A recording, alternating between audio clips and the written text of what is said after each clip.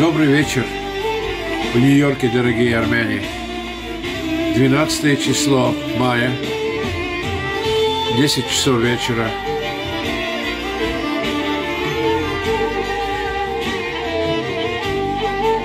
Я говорю, у меня иногда приходит какое-то наитие, почему я делаю какие-то видео.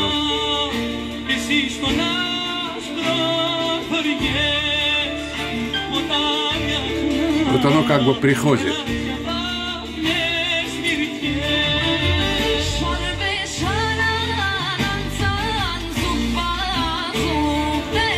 Я хочу, чтобы люди слышали эту красоту. Это Сарина Кросс. Она поет в Греции сейчас, в Афинах.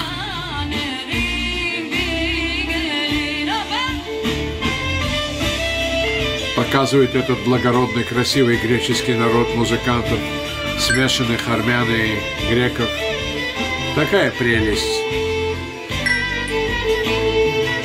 Мне, знаете, мне так надоело слышать эту демагогию, эти глупости о нашем происхождении, о том, кто мы такие. Мы армяне, я про нас говорю.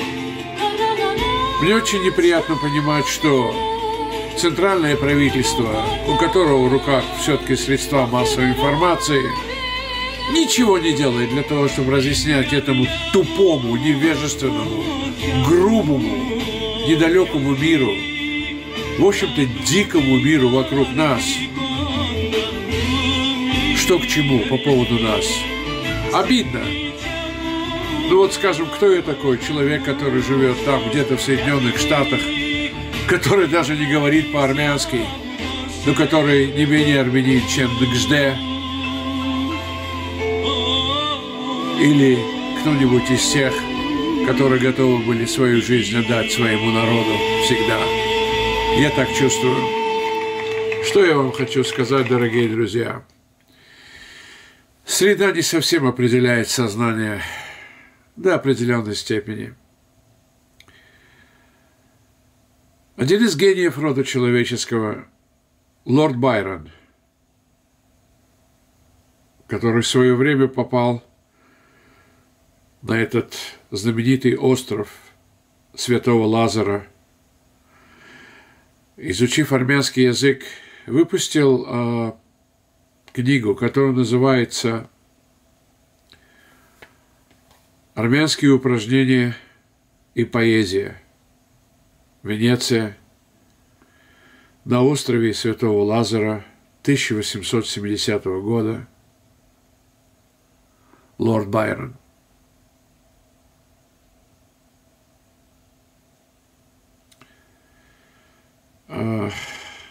Я бы вам хотел бы прочесть на английском то, что пишет лорд Байрон о народе, которого без конца поливают грязью, оскорбляют, обижают. И центральное правительство, которое имеет все полномочия и возможности защитить святой образ нашего армянского народа, практически ничего для этого не делает. А авеню для того, чтобы это делать, не ограниченный. Ну, в основном это образование, конечно, какого-то рода, возможно, политические ноты тем источникам, тем странам, которые распространяют лживую информацию, калеча при этом, вообще калеча при этом всю историю. Ведь не только наша история, даже история самых маленьких народов органически взаимосвязана со всем миром, правда? Я уже не говорю о тех народах, как греки, как римляне, как армяне и прочие, как Византия, к примеру, да? Так вот, я вам прочту, что пишет лорд Байрон. Я надеюсь, оно не будет вызывать вопросов у недоумков, невежд, упырей, дураков, да и просто врагов человечества и цивилизации, что гений рода человеческого лорд Байрон писал о замечательном армянском народе. Итак, от лорда Байрона. Сейчас, мои дорогие, сейчас. Я сейчас подберу хорошую музыку для нас, какую-то, чтобы она была бы фоном. И на фоне этого древнего всего я вам буду читать на английском, что писал великий гений рода человеческого.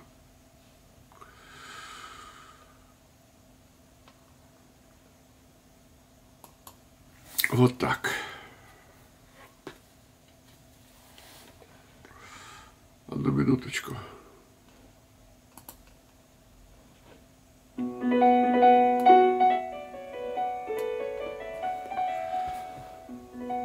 Итак, лорд Байрон, 2 января 1817 года.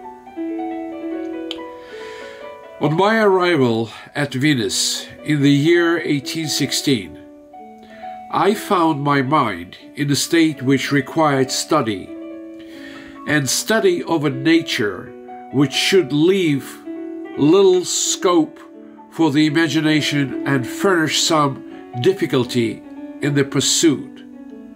At this period I was much struck in common, I believe with every other traveller, with the society of the convent of St. Lazarus, which appears to unite all the advantages of monastic institution without any of its vices.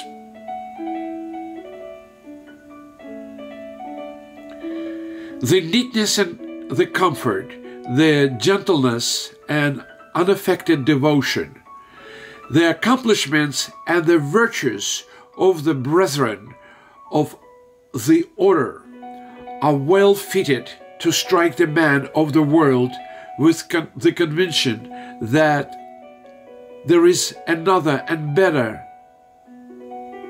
even in this life. These men are priesthood of an oppressed and noble nation, which has partaken of the prescription and bondage of the Jews and of the Greeks, without the sullenness of the former or the servility of the latter. This people has attained riches without usury, and all the honors that can be awarded to slavery without intrigue. But they have long occupied, nevertheless, a part of the house of bondage, who has lately multiplied her many mansions. It would be difficult, perhaps, to find the annals of a nation less stained with crimes than those of the Armenians. Слышите, невежды? Of the Armenians. Это лорд Байрон. Я надеюсь, кто-то из вас понимает английский. Whose virtues have been those of peace and their vices those of compulsion. But whatever may have been their destiny, and it has been bitter, whatever it may be in future, their country must ever be one of the most interesting on the globe. And perhaps their language only requires to be more studied to become more attractive. If the scriptures are rightly understood, it was in Armenia that paradise was placed. Вы слышите, невежды? Armenia, which has paid as dearly as the descendants of Adam for that fleeting participation of its soil in the happiness of him who was created from its dust. It was in Armenia that the flood first abated and the dove alighted. But with the disappearance of paradise itself may be dated almost the happiness of him who was created from its dust. But with the disappearance of paradise again itself may be dated almost the unhappiness of the country. Я извиняюсь. For the longer powerful kingdom, it was scarcely ever an independent one, and the satraps of Persia and the Pakas of Turkey have alike desolated the religion where God created man in his own image. By way of divertisement, I am studying daily at an Armenian monastery the Armenian language. I found that my mind wanted something craggy to break upon, and this as the most difficult thing I could discover here for an amusement I have chosen to torture me into attention.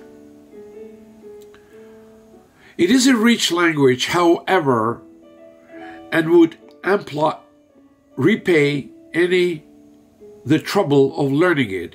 I try and I shall go on, but I answer for nothing, least of all for my intentions or my success.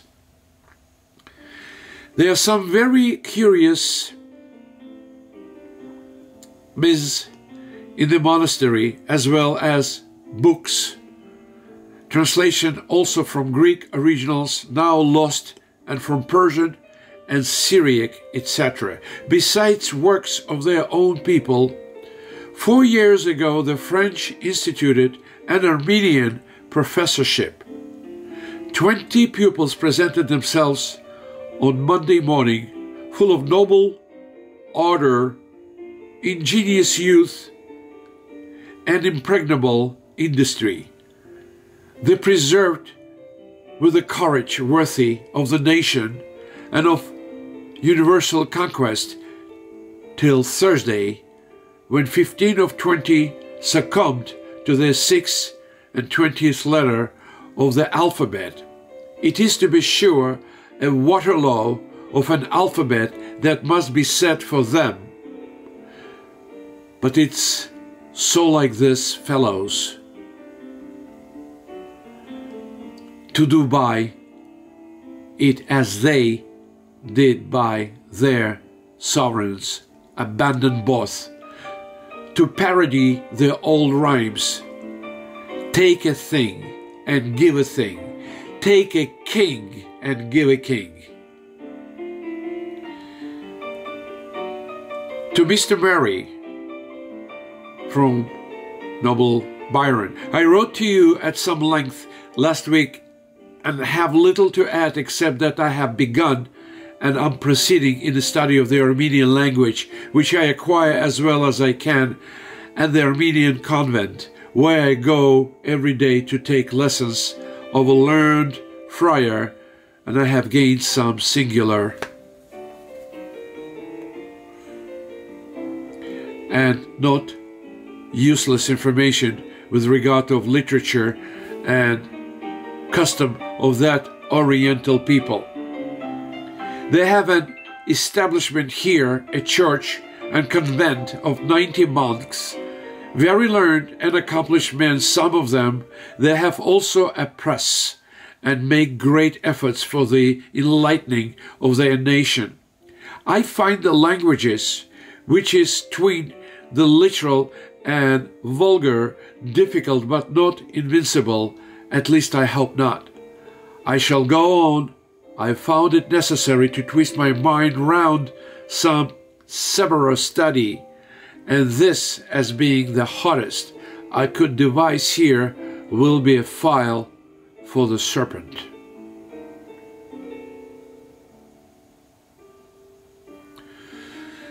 На этом я закончил чтение гения рода человеческого Байрона об армянах. Мы говорим о том, что это было в 1816 году, в 17 году.